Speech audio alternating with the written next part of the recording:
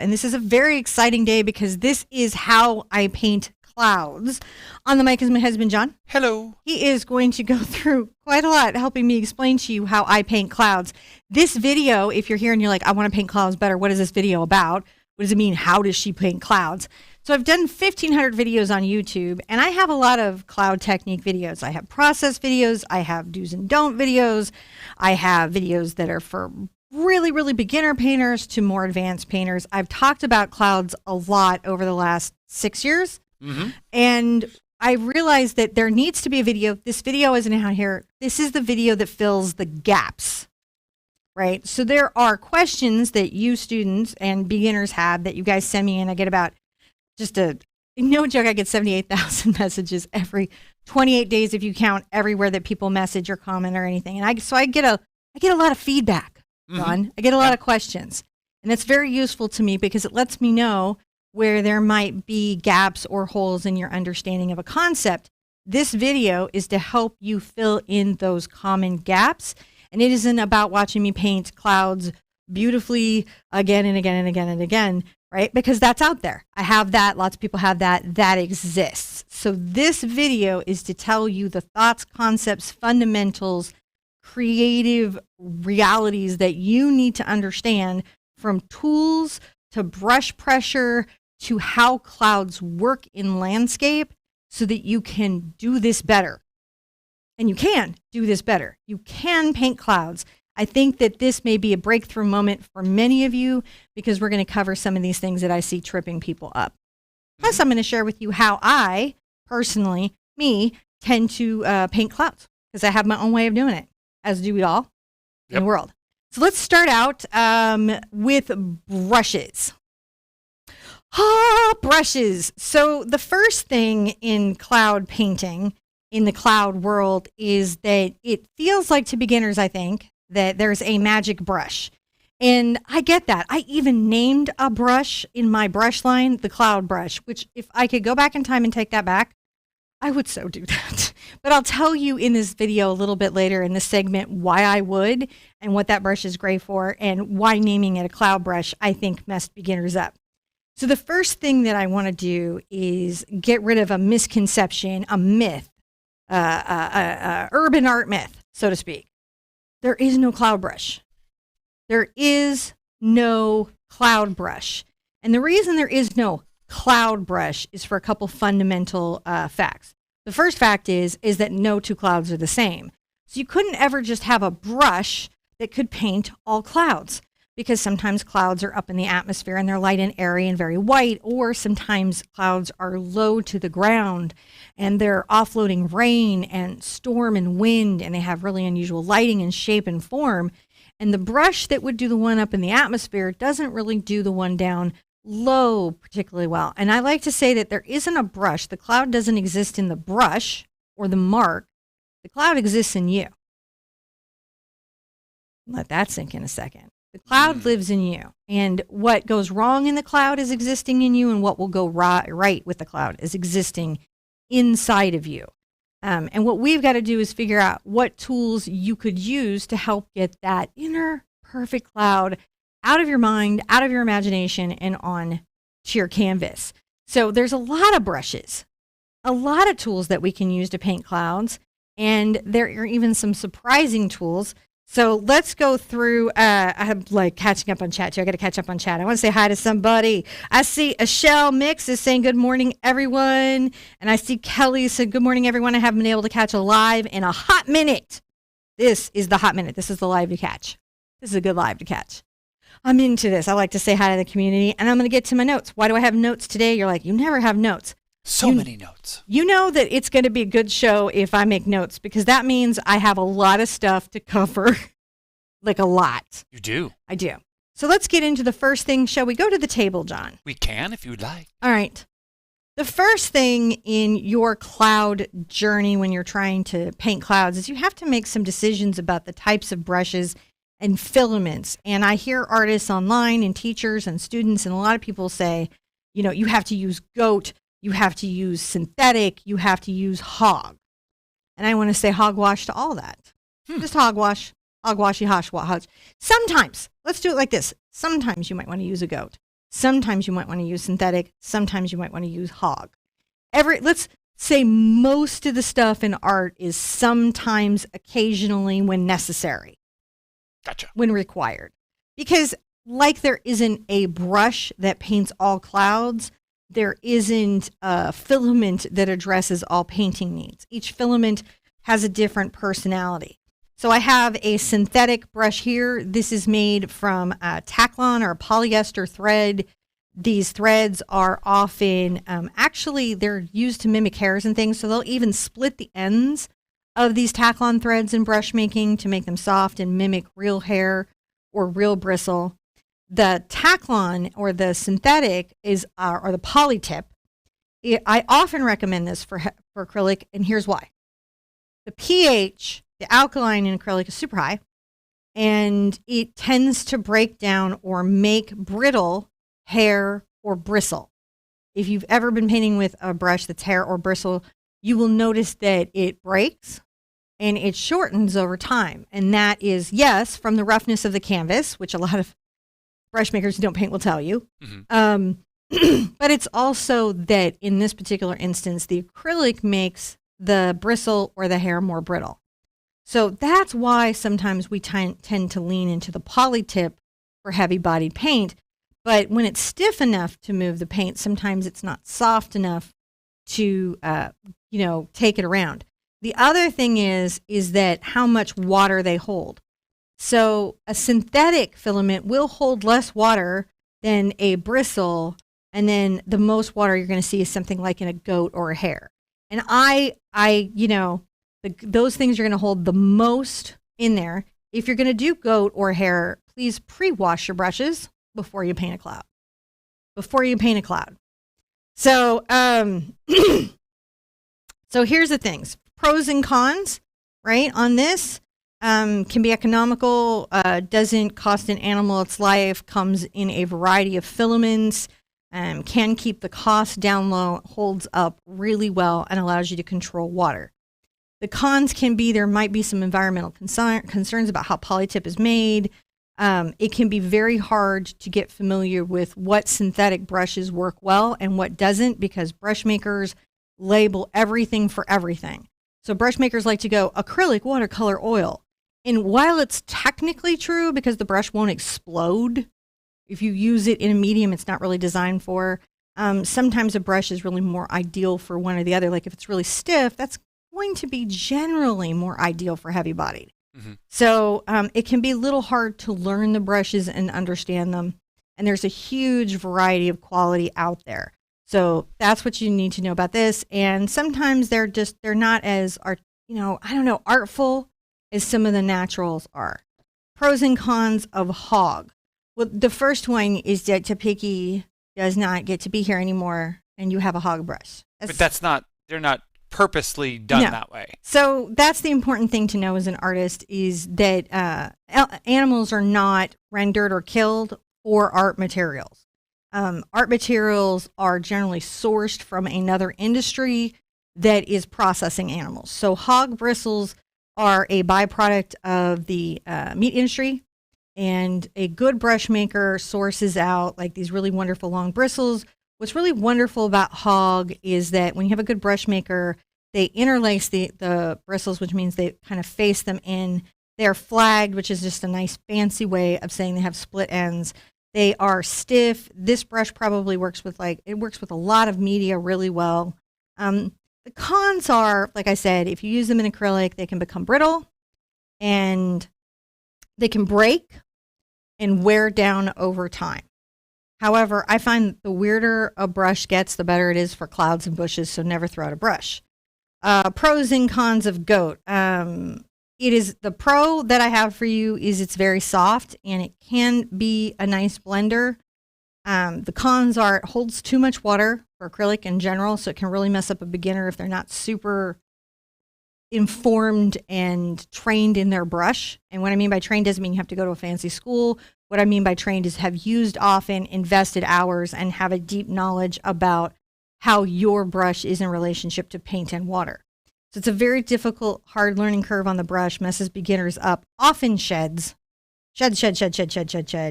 and can smell because wet hair. So that's the pros and cons of that. All right, how is that going? I'm going to say hi to, we're going to process that for a second, see where everybody's at. I want to say thank you to Simple Goddess. And Megan says she found a really good scuffle brush at the dollar store. Yeah, that's a thing to think about in brushes is that, yes, quality matters. However, let's reframe that. Let's think like an artist and reframe quality matters, because that makes it sound, and I don't know, you can tell me what you think, John. It makes it sound like you've got to spend a lot of money on a brush.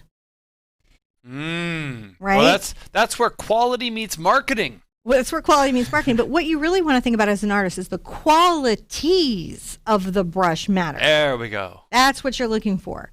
So every brush has qualities or temperament, a way that it is. And so if you were to take a Simply Simmons brush, it might have a really nice hog on it, but its qualities are that they tend to cut them, but they're really inexpensive. And they are well balanced, but the handle pops. Every brush has qualities. I have dollar store brushes that do excellent bushes, excellent clouds. Go on TikTok, you're going to see a lot of artists just tape a really inexpensive brush to do great trees.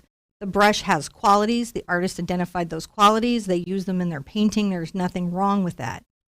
I do like quality materials and tools. And oftentimes that means that I work with established brush makers and established material makers, because then I get a consistent, predictable quality. Instead of running into an unexpected brush that I may never see again at the dollar store, I can run into my brushes often, right? Mm-hmm. Like I'm like, oh, I know I like this brush in this line.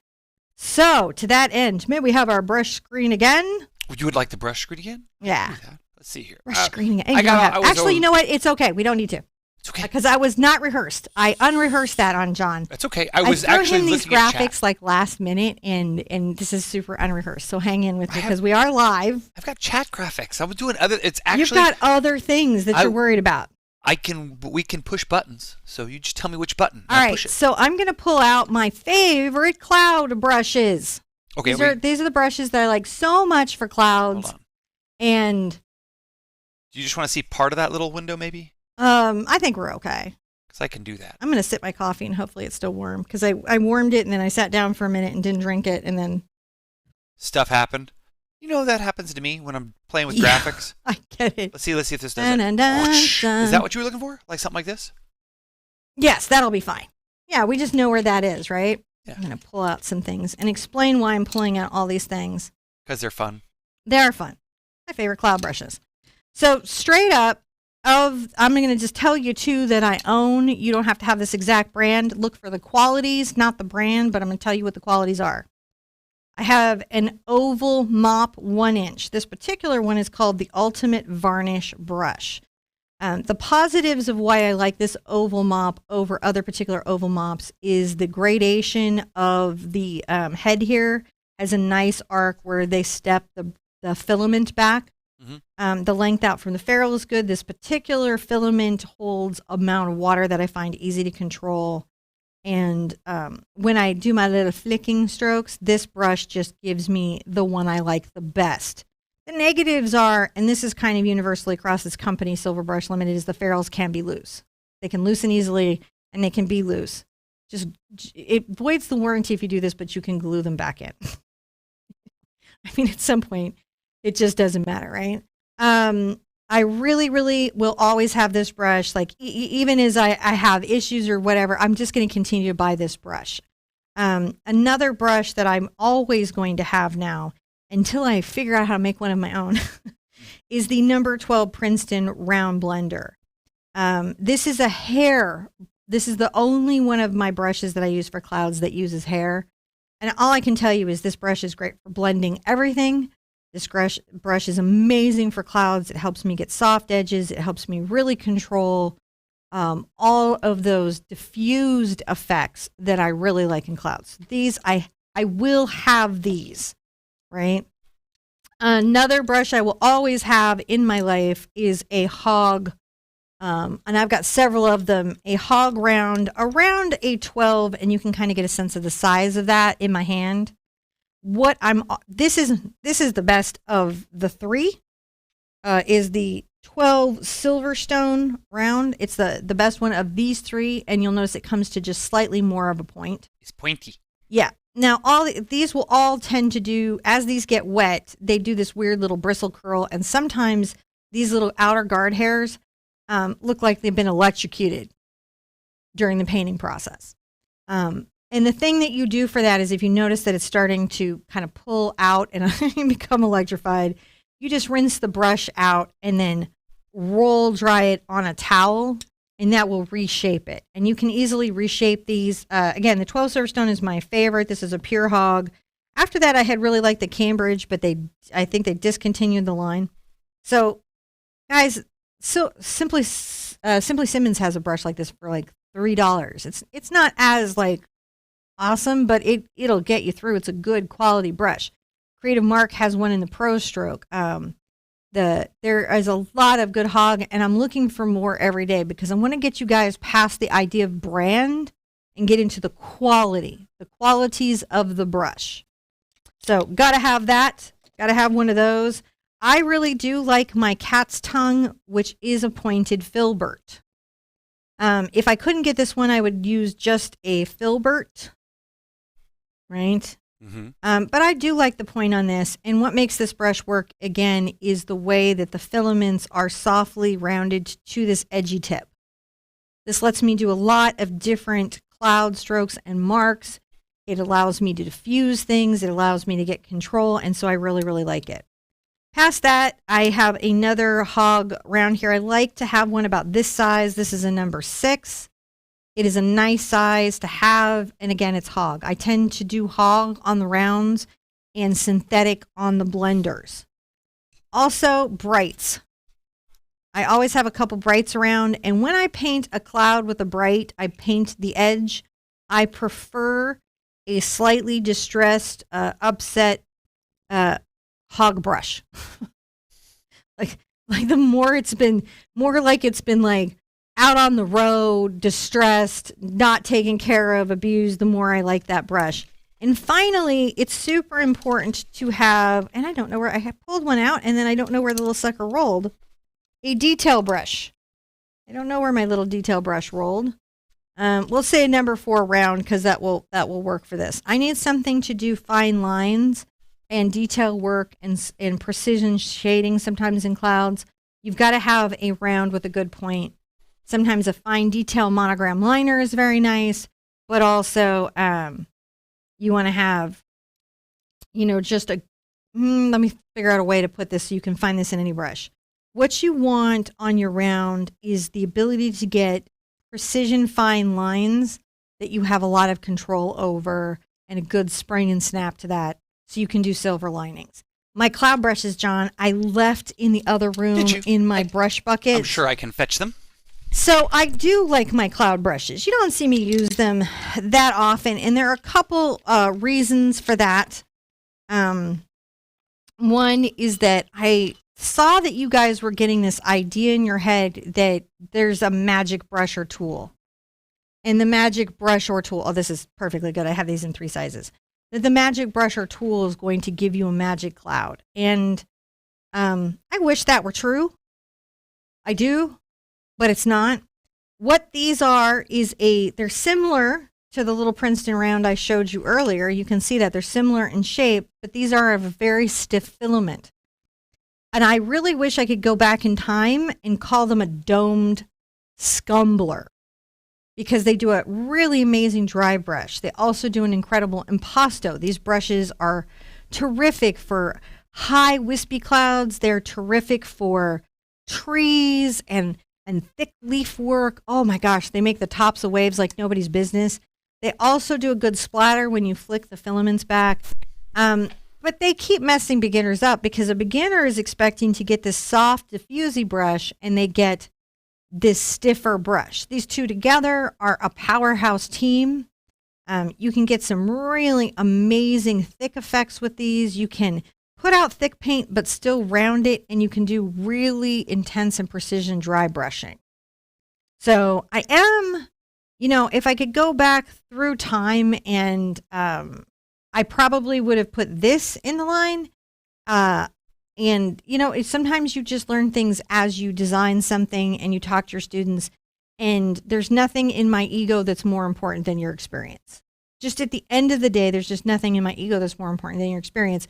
So I don't mind telling you, I would probably have named it Scumbly Cloud or some other, maybe Scrumbler, Scumbly Bumbly. I would have named it a different thing because I think the name got in everybody's head, And then, of course, there was this thing where, somebody believed in me and made a brush, and then there's that you want to make sure. There's a lot of pressure, right? Mm-hmm. But none of that will ever be more important than your painting experience. This is a fantastic tool. It does a beautiful cloud. I have videos on how to do that.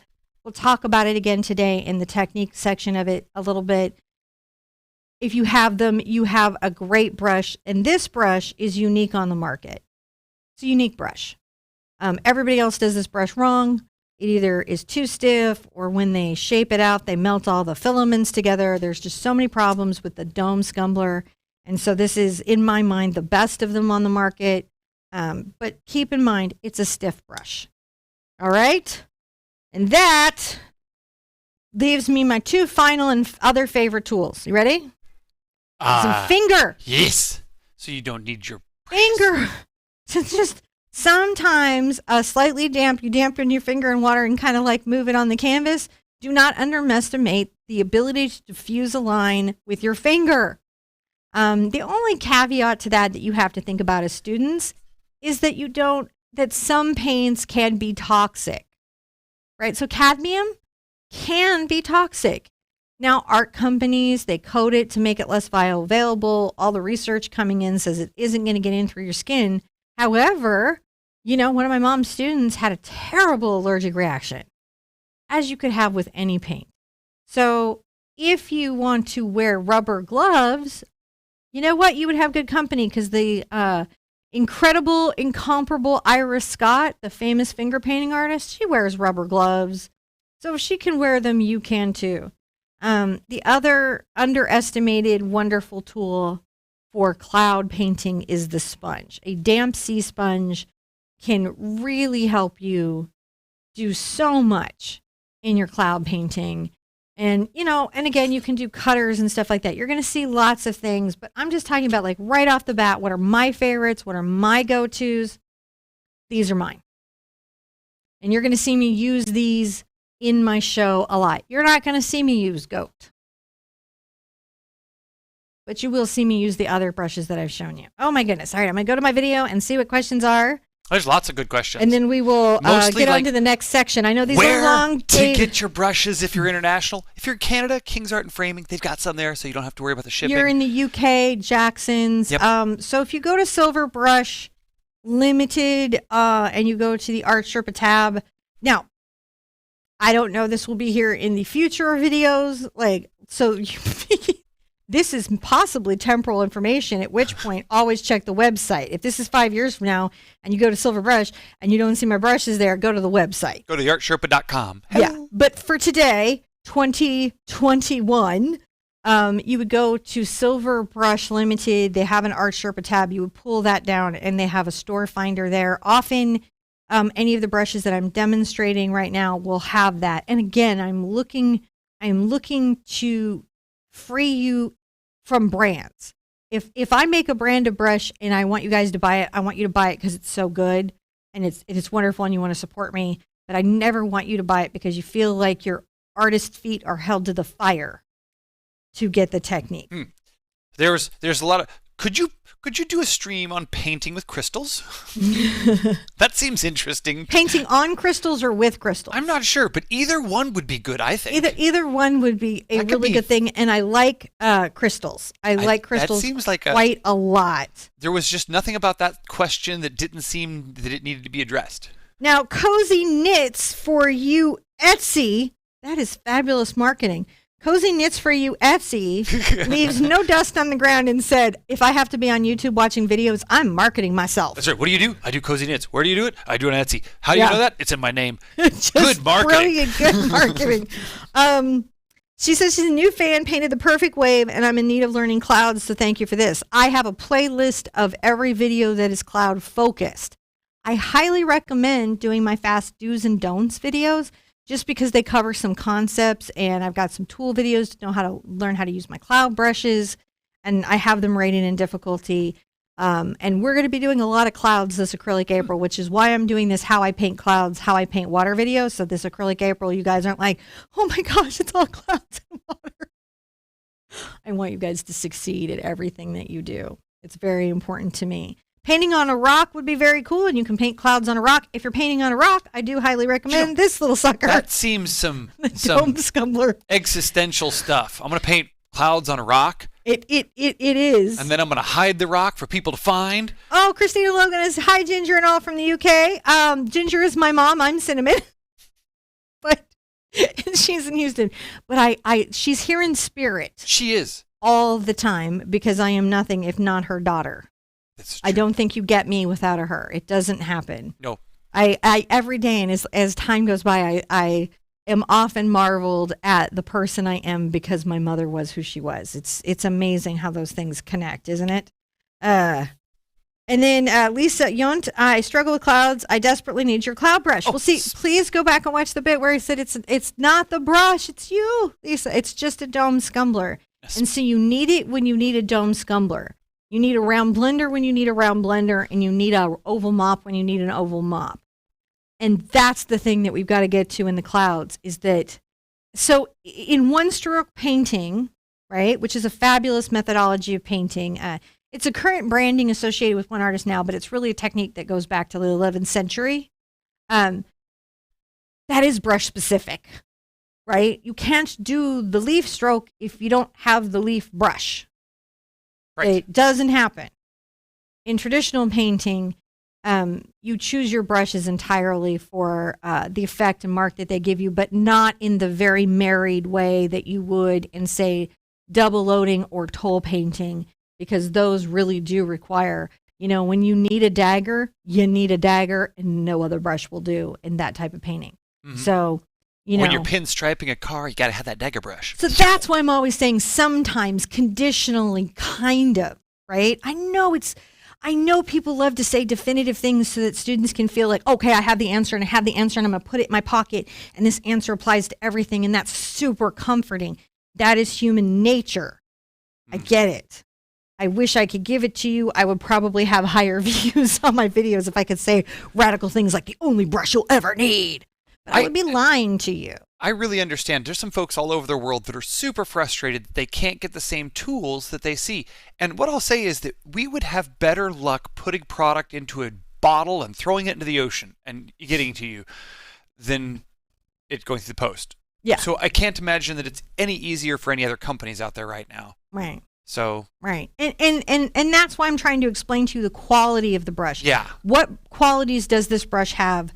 Because, maybe you're in India and I don't know where your art store is or where your brush supplier is, but or Australia. Well, Australia carries my brushes. The Sydney Art Store has all this stuff. Australia is very big. It's big, and you guys pay a lot more money for the stuff. So wherever you are, you'll have a brush maker. You may have different makers. Oftentimes, I watch this resin artist that I'm completely obsessed with.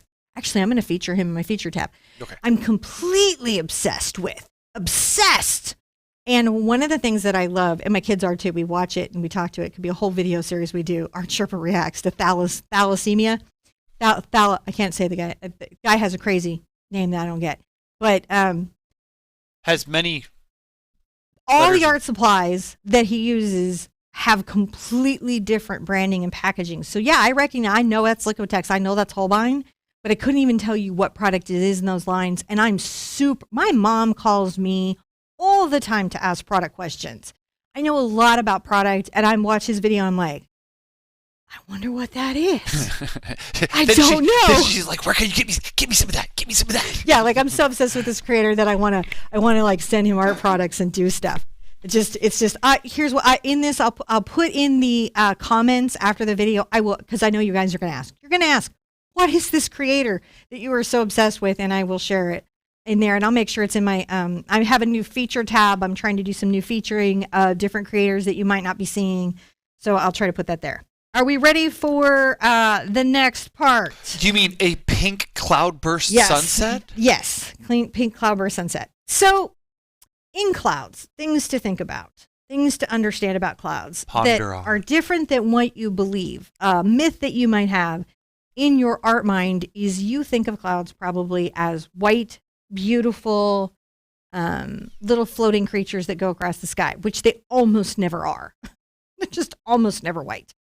Clouds, there isn't a color I could tell you in the paint box that you should have always for your clouds, because clouds are all the colors. There isn't one I should tell you should never use, because clouds are all the colors. They are condensation in the air, which means they're floating water, right? They're floating ponds, floating water, and they're reflective. They are super affected by the environment, the quality of light, the things that are around them and reflecting on them, and the way light refracts through them. So they're just all the colors. So they're almost never white. And I would say that's the first thing that you guys kind of think of when you're doing clouds, is you guys want to make the white cloud. And they do happen, right? Mm-hmm. Harder cloud to paint than you think. They do happen. It's very Studio Ghibli. Don't we love them? Don't we love them so much? So if we can go to our next slide. I can. Okay. Clouds are almost never white. These are some of my favorite clouds that I painted. This ranges from a very beginning one hoot lesson there with the purple kind of upswept clouds on this way, all the way to the far. What is this? Is that my right or left? I don't even know. Well, that's left on the screen. You're right. My right. Okay. Felt like my right. I love that one. It's a very one hoot. The one all the way to the left is a patron painting I did. It's a very large painting. It's one of my very favorite skies I ever did. I did do it years ago at NAMTO, which is on video. There's a record. There's proof of it. I just say because sometimes people paint stuff that I painted and everyone's like, so-and-so did it. I'm like, yeah, but like 2 years after I already did, so it's not me. I don't have a time machine. Right. So I'm just telling you, I for a while ago, you can see the video. And then in the center is what's coming up for Acrylic April. You guys get a peek there in that painting of what you'll be looking at. Clouds are almost never white. They are colorful.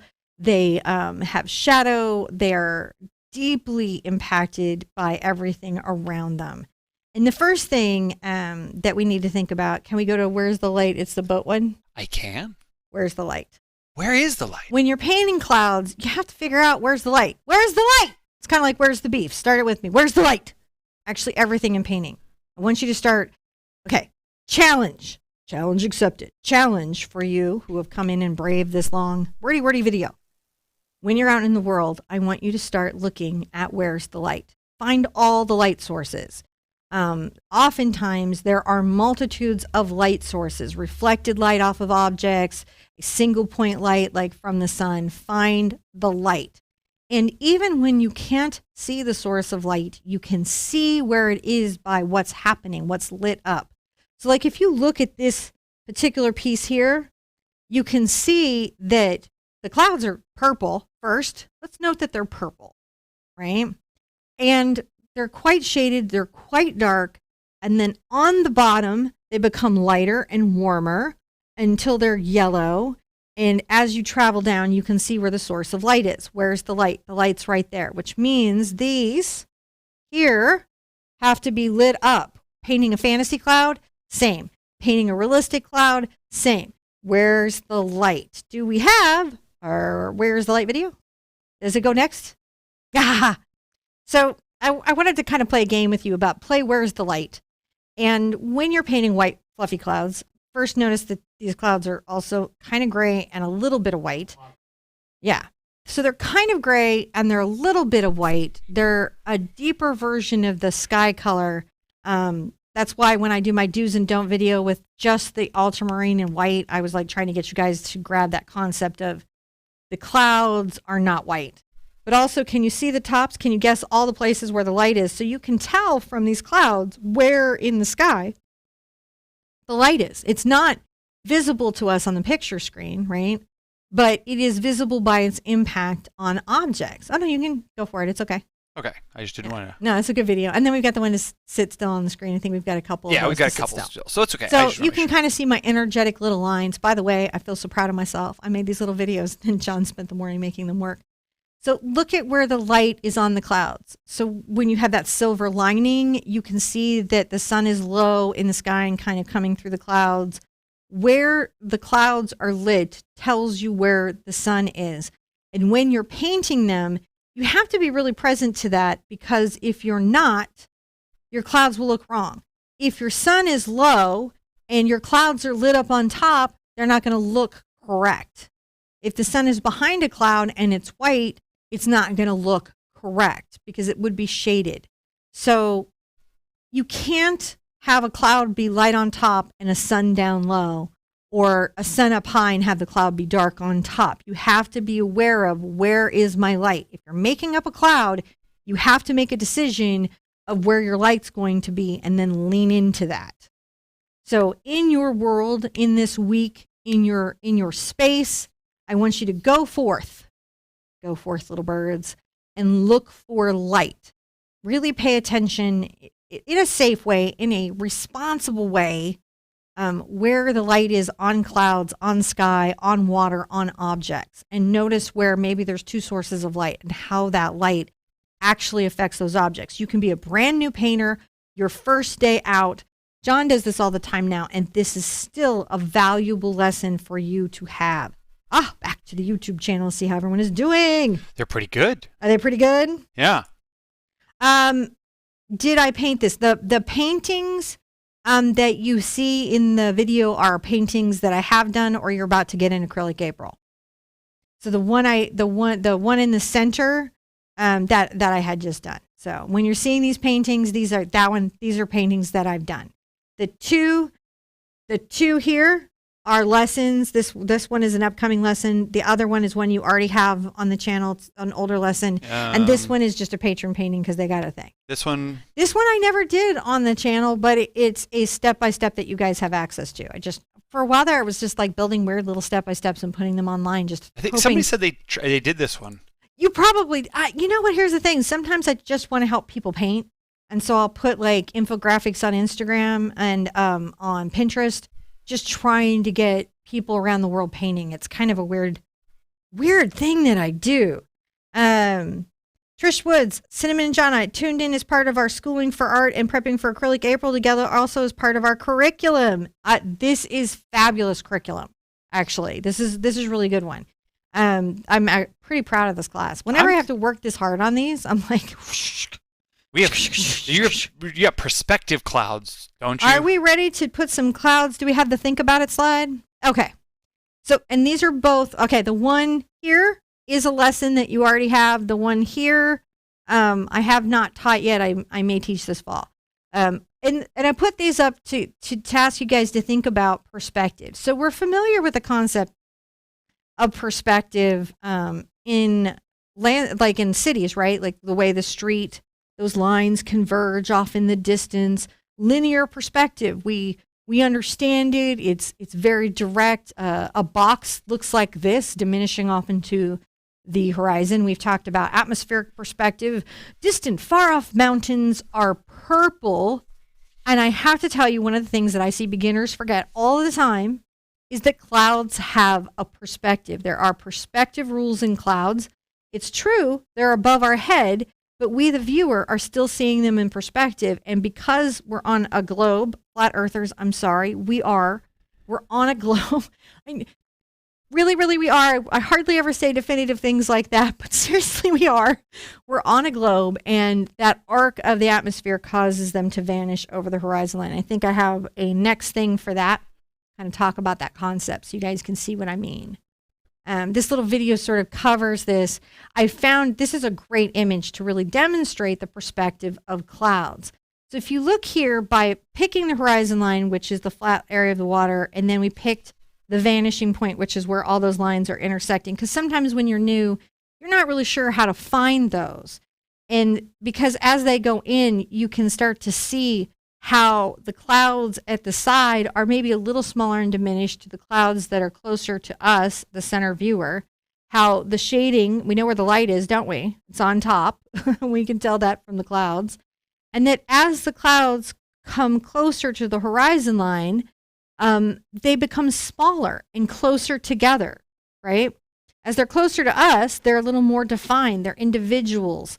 We can see their separate shapes. Way up in the atmosphere, they're loose and wispy. By the way, up the atmosphere stuff, that's what that's what that domed brush is for.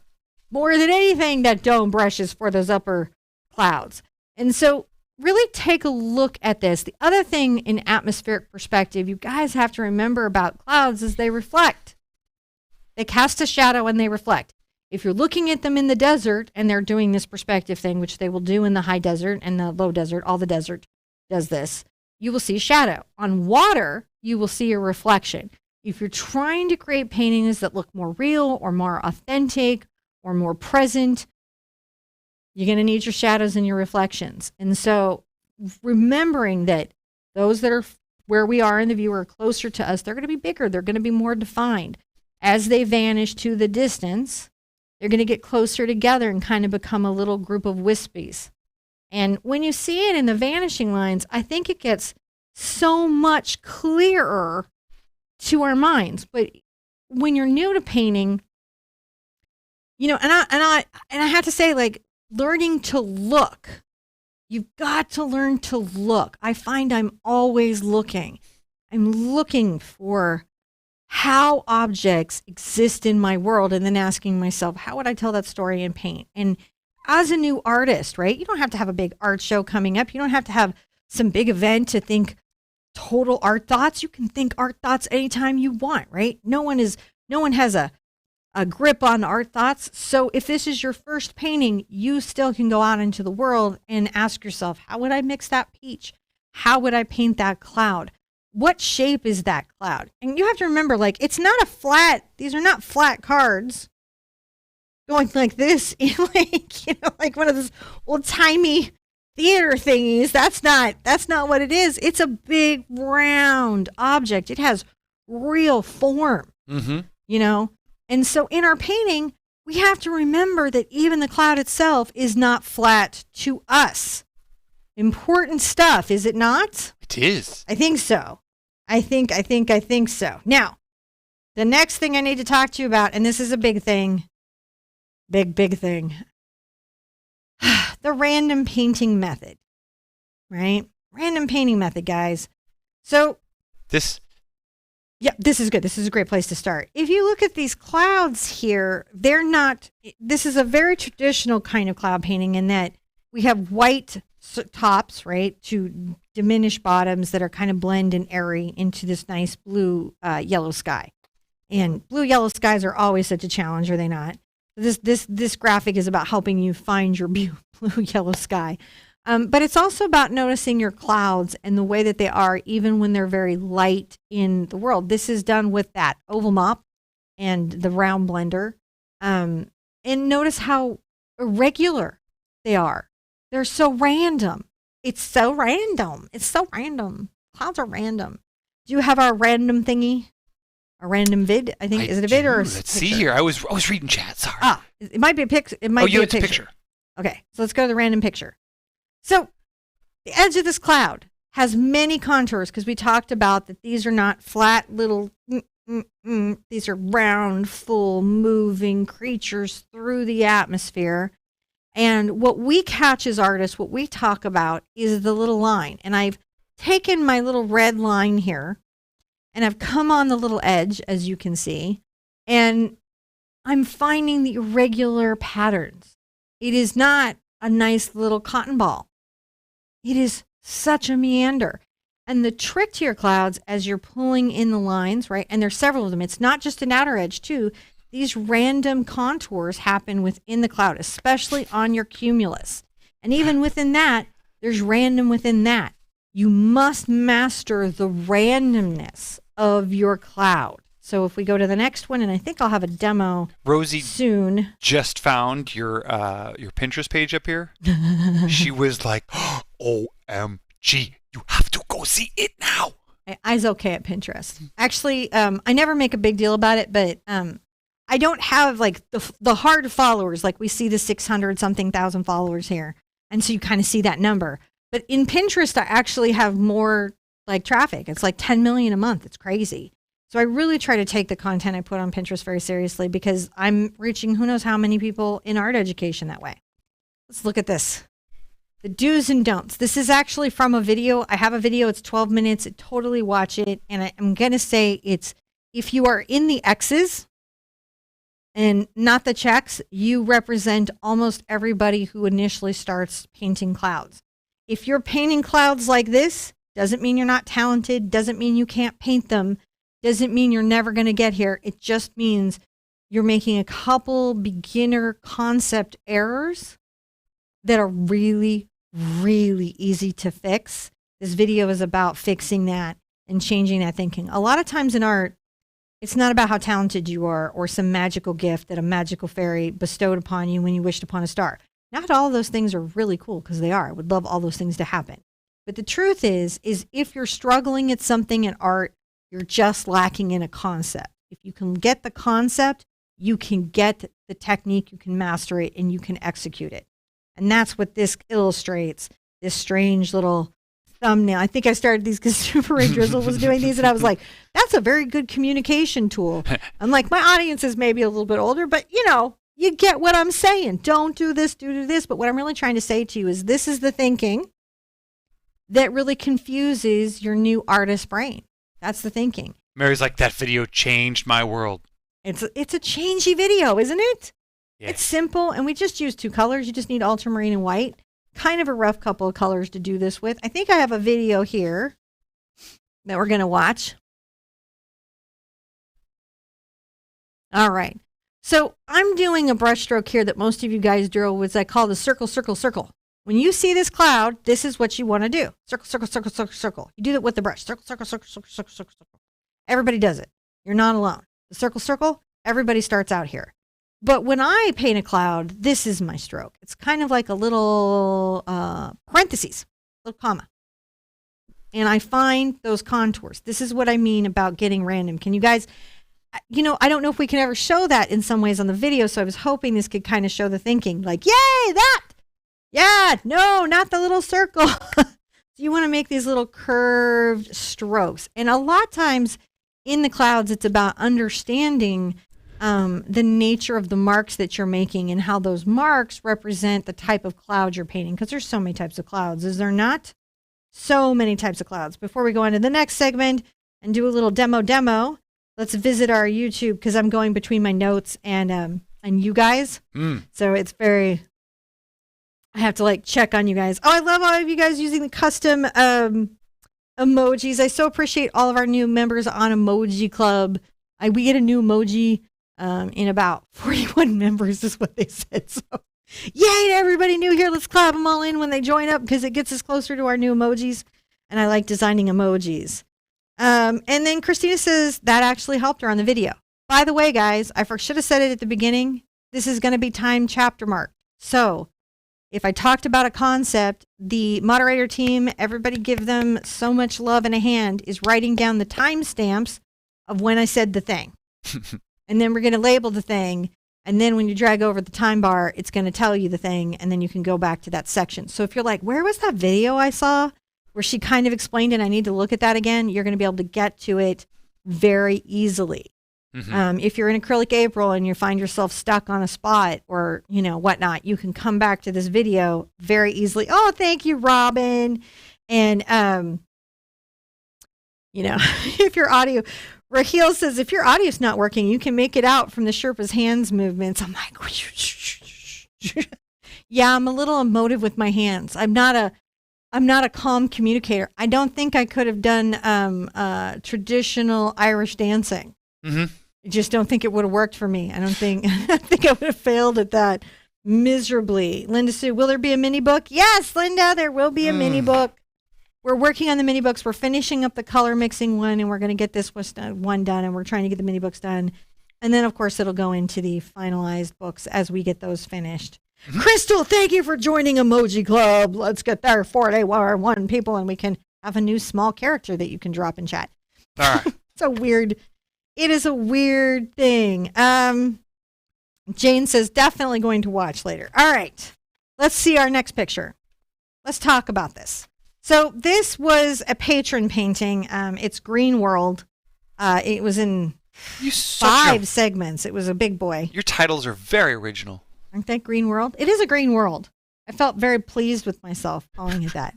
But you'll see in the background, there's this sort of really emotive, artful sky. It definitely reads as clouds. It definitely reads as a sky. And, they're kind of even 2 tones. I think it's kind of an original sky. But this really demonstrates and gets us kind of into this idea of techniques. In clouds, what we're always working with is those ideas about form, concept, light, shape. It's probably not white except when it is. Mm-hmm. And the types of tools that we have, we're not going to get wrapped up that it's in a brush. But beyond that, depending on the brush we're doing, the cloud we're doing, we still have to work out how much pressure do we put on the brush. What kind of water load do we have in the specific brush that we're using? When we're going to do a wet into wet effect, diffuse something, when we're going to dry brush, when we're going to stroke curve and not swirl. So there's some things. So let's get into, I'm going to talk a little bit about some technique, and I'm going to show some things. All right. Show some things. So first, I will do some technique stuff. And these are on the website. There's probably 2 left. If you want a washcloth, if you need to put paint on my face. Patron supporting products. It's a patron supporting product is what it is. All right. So I'm just going to pull my wet palette had some paint, so I didn't even need to get things out. Ooh, I'm going to have to get your palette going. No, you don't need to. A graphic for your palette? Look at that. I have the palette graphic right. Oh, do you? Oh, that's crazy. I should shrink you a little bit. So I'm going to take my dome brush out here just really, really quick. And we're going to talk about how much pressure is too much pressure. So let me get a little space. Oh, we're going to have multiple camera going here. Hold on. So I'm gonna come here and make a little bit of a... Don't zoom in that much, man. Little space there. So when am I pressing too hard, right?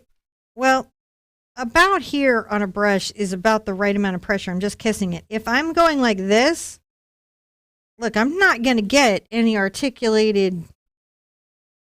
That's great for covering canvas and pushing paint into the surface, but it doesn't really give us, any kind of wonderful light process.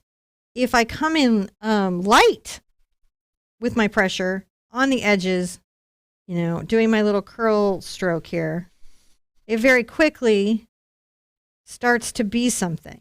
See? If I were to do like upper clouds and I'm trying to do the wispies, I can't do it like this. Gotcha. You have to lighten up that pressure, guys. You got to, whether you're using a hog or a hair or synthetic, it doesn't matter. For the most part, you need to back up that pressure. You're putting too much pressure on yourself, figuratively, too much pressure because you're like saying, I have to be a perfect cloud person, but you're also putting too much pressure on the brush. Now, we often have to make decisions in our clouds about how we want to paint them. And in acrylic paint, right, while the paint is wet, you can get a nice blend. So oftentimes, we need to remember when we're trying to get a more seamless blended line, we're going to have to work, wipe this out, wet into wet. Right? We wouldn't work that in dry brushed because we need to blend the 2 paints together. Dry brushing is when we come over an object, and allow the surface underneath to show through. But sometimes in your sky, sometimes in your effect, you're going to need to be able to blend these things, and you're going to need to work wet into wet. And you guys have to start kind of thinking about, when am I working wet into wet? Now, the thing we talked about it earlier, what are we trying not to do? And we kind of went over it. Everybody wants to go like this. This is what, you just went over there. Okay, I'll do it again. All right. Everybody wants to go like this. Yes. When they're painting the cloud. It's not terrible but it doesn't really give us what the cloud is. What we really want to do, and I'm going to take two colors together, and I'll come here, is we want to make little kind of curving soft strokes. Let's build these shapes out. Whether I'm working the corner of my brush or I am doing a round or this little dome blender here, I'm going to need to do a little curve stroke. Curve stroke will always help me get that soft little effect out. And notice that I sometimes just use some of the bristles. So that's a thing that I do in my clouds when I'm trying to do a cloud. I'm just grabbing random colors. Just trying to show you guys that stroke. Just a little bit of a curve instead of a swirl. Things to think about. Dry brushing. When we want to dry brush, what could I dry brush? I suppose I have to put out some white if I want to dry brush anything. So say I want to dry brush. This is probably dry by now. The first trick would be the brush needs to be dry. Right? So if your brush isn't dry, you want to take a handy dandy Sherpa face. You don't have to use a face. And wipe your brush off on it, a towel of some kind. And load your brush up fairly dry. Notice that that brush is clearly in a dry space. You can really see that those bristles are not well loaded. And I'm going to come here and softly notice that a lot of that surface is showing through. This is present in so many of, the paintings where we're allowing what's underneath to show through. Right? Now, what have we done here? We found the light. We found none of the clouds are white. Clouds are not white. They have random shapes. And a lot of this was about dry brushing and finding those little moments. Whereas here was more wet into wet. Wet into wet gives you a more diffused look, a more slowly blended, integrated look. But sometimes dry brushing is super duper necessary. Here's a really good wet into wet cloud. Right? And I use my wet into wet clouds, and before I get into my dry brushing, when I'm wanting the cloud to blend into, say, the sky color, where the sky color is, you want the clouds to blend into that, into here. The other thing that we want to think about is, and I do this a lot, and let's see if I can get one of these. I do these a lot in these, do I have any? Green World has them. Okay. This stroke is an upstroke, right? When I'm working in cloud and I'm going to come in and I swirl it up and I bring it on the corner, right? Then we just come in and we piece these bits out. But knowing that you've got to do an upstroke, I do a lot of upstrokes in my clouds. Upstrokes is an updraft. Wind goes up, earth is warm, wind rises, goes to the cloud. It creates wonderful swirls and motions and all those different cool little names of things, that you have. Let's see if I have any wispy tails. Yeah, I do. All right. Another thing that we like to think about in our clouds. This to the side. Hopefully it doesn't fall down. Is the wispies. That's what I often use my cloud brush for, is the wispy clouds. Right? When you're trying to do a wispy, wispy, wispy cloud, I'll even do it here. Right? It's just a dry, brushy cloud. And I'll pick a color. Boy, you're fast on the draw there. I am. See? Wispies. When I'm using these brushes, when I'm using this brush, I'm trying to do wispies. The other thing that this brush does is it pushes the paint out fairly well. It gives me a little bit of control. So when I'm trying to use this brush, I've got to remember this is a brush I can't really use when the surface is wet or tacky. I don't want to do that. And it's very much a dry brush, but it gives me, there is a cloud painting in my playlist of a field of flowers with these amazing cumuluses, and you're almost seeing all the little shading of the cumulus coming out. Mm-hmm. This is that brush that does that. Oh. You see I'm bringing some purple in there, bringing in some dark colors just so you can see it. you know. And again, it's just a wonderful scumbly brush. I like that purpley orange you made. Yeah, and you can get some stuff, and then of course it puts out some really terrific thick painting. You can get impasto with it. You can get very impasto with it. So it's a wonderful brush, but we need to start thinking of it as a dome scumbler and use it when we have kind of some airy-fairy little clouds up here. Little wispy horsetails. And never underestimate the power of a high, wispy little cloud. It's true. They're powerful, powerful things. I have them in a lot of my favorite paintings will feature those. And the last one I want to talk about is the silver lining. And I'll show a couple paintings.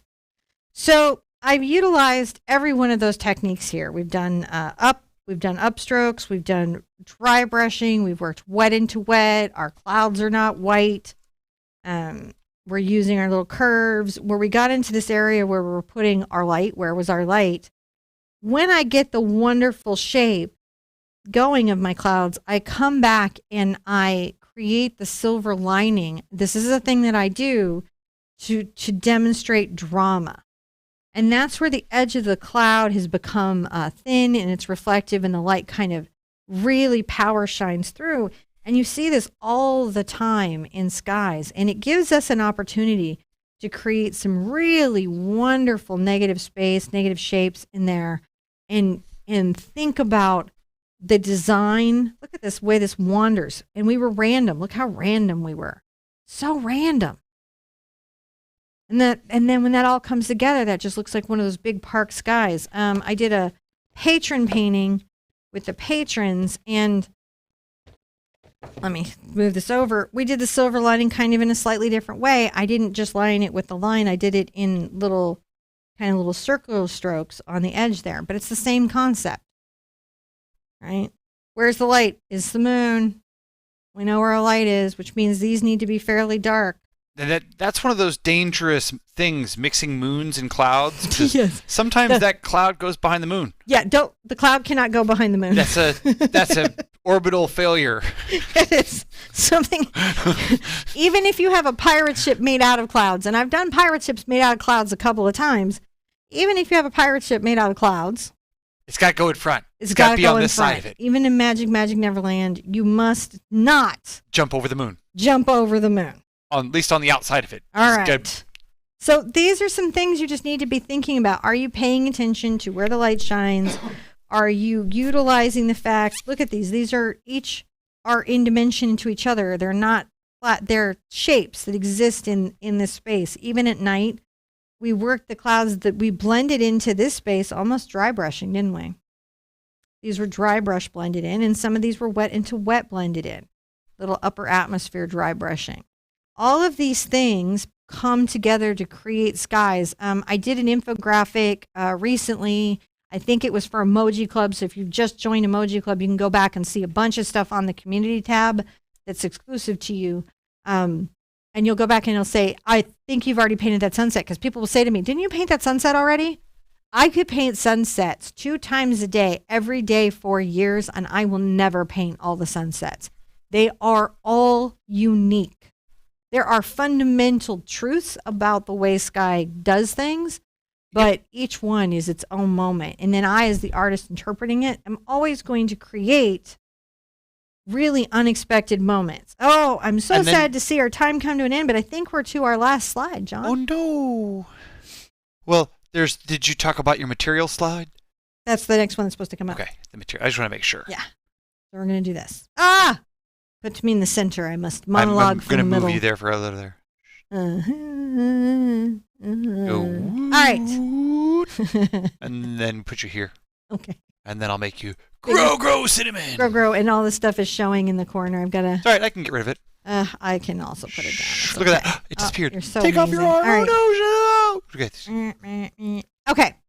You got to have a couple things, I think. I think these are helpful things. And I'm always telling you guys, mediums you have to have for clouds. The first one is water.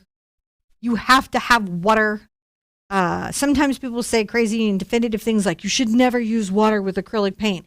And I'm like, you want to go tell like Sam Golden and Mark Golden that? Because that's not what they say. And they invented it. So maybe we go with what they say. And there's a reason that artists say that. There actually is a good reason why some artists elect not to use water. And it's about painting very archival, very stable, specific types of techniques that you will sometimes run into, but not all the time. So water can help you thin the paint. Water can help you flow the paint. Water can help you blend things. You've got to have water. The other thing that you're going to want to have is the acrylic glazing liquid gloss. I have both the old and the new packaging around. It's going to say, it either says acrylic glazing liquid gloss or gloss glazing liquid. Here's the words: slow drying extender. Only this brand, only this one. Let me show you. I have the other packaging on my desk. If we can flip to the desk real quick. Oh, yes, we can. Hold on a second. So you guys saw the new packaging. This is the old packaging. Acrylic medium used to extend the working time of acrylic paints. So slow drying extender, right? Increase the working time, but this is also a glaze. So usually you have products that slow down the drying time of paint. Those products are often called retarders or slow drying extenders, or they're called opening products or open. Those are the terms that you're looking for when you're trying to determine if a medium slows down the drying time of your paint. When you're painting clouds, you really need to be able to control when that paint dries, don't you? That's kind of frustrating. So this is a product that if you're having any trouble with your paint drying, you really have to have. I don't generally do this. They don't pay me. They're friendly to me. No one's rude to me at Golden. Everyone's super helpful. And if I have a question, they'll answer it. But no one's like raining resources on me or chatting me up anywhere or doing anything. But thank you to all the patrons who helped make this show possible. Yay!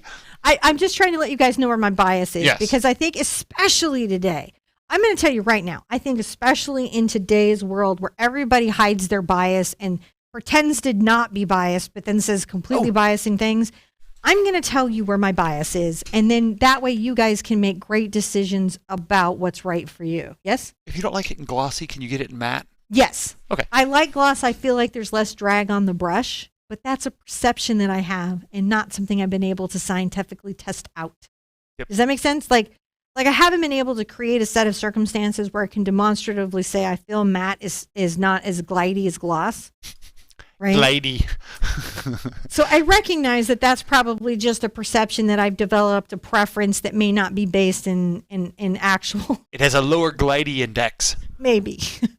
But here's my bias to this company. I have met Mark Golden and I adore him. I've long time adored this company. I look up to what they do. I certainly am impressed by the fact that they're part of the team that invented the paint. And I love that they are committed to education, and you should be subscribing to their blog, Wet Paint. I am impressed by them. That being impressed really comes from the fact that they deserve it. He's also very Sean Connery-esque. Yeah, He's very super stately lovely, and well-spoken and good this beard. I haven't found another company that makes the product right. This is the one that I found. That doesn't mean you should drop a product that you're using right now that you like, right? If you have something in your hand right now that you like, you know where my bias is. You know if that's enough, if that's influential to your buying thing, right? So that's important that I tell you, and you know what's going on. The other thing is, and again, same company. However, I'll tell you there's some other companies that do this really well. Golden's Fluid Acrylic. I love this for the silver linings. I feel like this is an important product to have just in general in your paint studio. And the reason why this is different than thinning white paint is the pigment load is so dense and it's already thinned out for you to be able to brush it out. Like if you're doing that one stroke painting, you need this density of paint, not heavy bodied. This is what you need. You need a self-leveling, highly pigmented, soft-bodied paint, right? So that's what this is. It's fantastic. I like theirs. Holbein is also fantastic. There is now a good one coming out of Abstract Acrylic that is really good that you saw me test and we just loved. And Holbein, I think Deco of the craft paints is what I like. And nobody in craft paints has biased me. We've gotten calls from different companies like, hey, we think you're really cool. We want to do something. But then nobody can figure it out. Nobody can figure out what to do together. But I'll tell you that of the craft paints, and I've used all the craft paints, I prefer the Deco brand. We would probably do something when we start doing events again with some craft, because craft paints are very into... Craft paint is real paint, guys. You and can do all this. They love community. Like, there's a lot of community activity with the craft paints. There We may get involved with them because they're into the stuff we're into. And never feel bad about your paint. Do not apologize to anyone about the paint you're using. Yeah, it's just paint. Don't do it. Paint is paint is paint. Paint is paint. Don't apologize for your art. You know, I get if you do shock art, you might have to talk to some people about what you put up. I get that. Or where you put your paint. Or where you put your... Yeah, there's all kinds of things you might... But in general, if you're just painting paintings, you don't apologize for your painting, and you don't apologize for your paint. You don't apologize for your brushes, and you don't apologize for your cloud. This is a process. Here's the most important thing, and I don't know if we have an end screen so I can monologue out like a genius. Oh, yeah. This is a lesson you can do right now.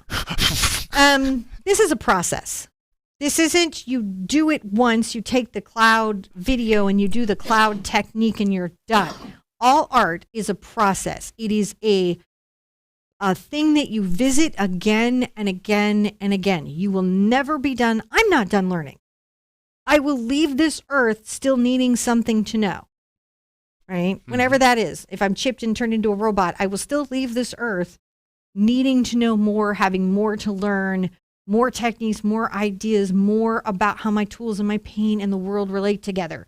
It will never stop. But there is something that will never come again.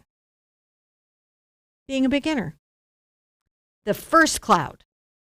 And I want you guys to commit to when you paint your first cloud, I don't care how it comes out. Love that cloud because it's your first. You don't get mad at your baby for its first step. You're like, dude, you did not like throw that step out with a lot of confidence, right? You're just so excited that the baby is walking. Your cloud is like that baby, your first cloud. Love that first step. It will never come again. You will paint 1,000 clouds and you will have lots of new firsts. And I want you to celebrate all of them, right?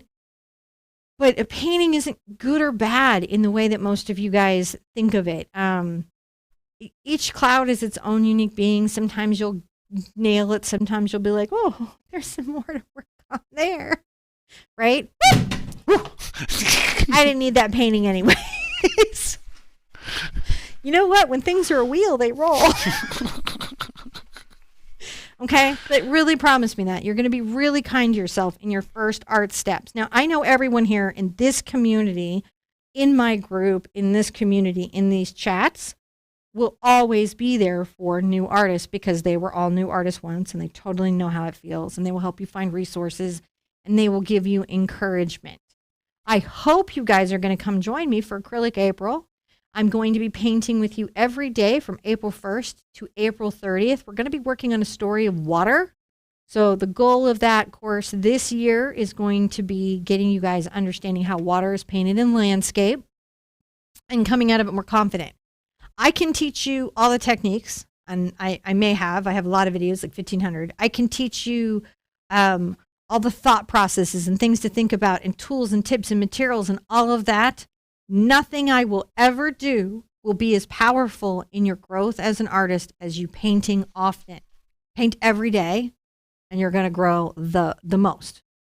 So that's why I go through this every year, and it's really quite a thing. You can kind of see me as we get closer to April. I'm like, but the reason I do this is because nothing I can do for you will help you more than a daily painting, right?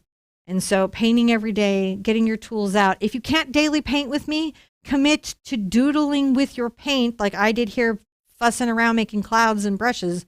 Commit to playing with the paint every day. Do something with your materials. The cloud is inside you, and I am proud of you for being brave enough to try any of this. You have no idea. I'm so on your team. You have anything to say before we head out, sir? You can check out our website for all the information about all the cool stuff you've seen here. Acrylicapril.com. You can find that for more information on Acrylic April. And on the TheArtSherpa, there's a button that says Acrylic April. Yep, Take you there. There's a button there. There's a group. We love you guys. Thank you for helping support what we do by showing up here, and for Emoji Club and all the stickers. And we don't get to mention all this during the show, but guys, thank you so much. It's amazing. We love you. We appreciate your support, making it possible for us to do our life's mission, which is help you paint.